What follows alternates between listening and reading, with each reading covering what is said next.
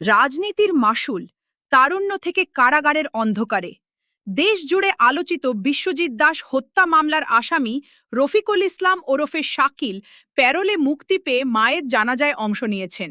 ঘটনাটি শুধু একটি মামলার খবর নয়, এর ভেতরে লুকিয়ে আছে একটি জীবনের করুণ পরিণতির গল্প। একসময় তারা ছিলেন বাবা মায়ের আদরের সন্তান। অনেক কষ্ট করে, অনেক স্বপ্ন নিয়ে বাবা মা সন্তানকে বড় করেন।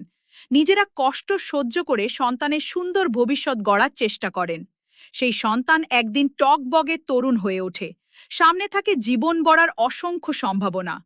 কিন্তু সেই মূল্যবান সময় যদি রাজনীতি, মিছিল মিটিং, দলীয় প্রভাব আর নেতাদের পেছনে ছুটতে ছুটতে কেটে যায়, তাহলে তার মাশুলটা শেষ পর্যন্ত দিতে হয় সেই সন্তানকেই এবং তার পরিবারকে। বিশ্বজিৎ দাস হত্যা মামলায় জড়িয়ে পড়ার পর জীবনের গুরুত্বপূর্ণ একটি সময় কারাগারের চার দেয়ালের মধ্যে কেটে গেছে। আজ সেই তরুণ বয়স পেরিয়ে গেছে, চুলে পাক ধরেছে, জীবনের অনেকটা সময় হারিয়ে গেছে।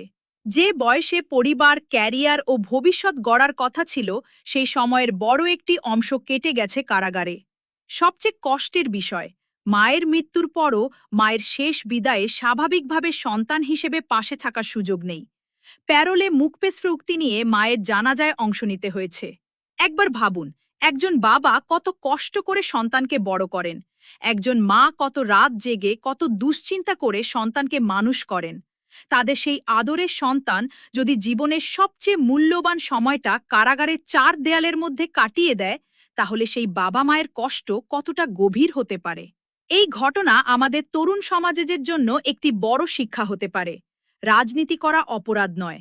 দেশের জন্য, সমাজের জন্য রাজনীতি প্রয়োজন। কিন্তু অন্ধ আনুগত্য, সহিংসতা কিংবা কোনো নেতার জন্য নিজের জীবন ও ভবিষ্যৎ বিসর্জন দেওয়া কখনোই বুদ্ধিমানের কাজ নয়।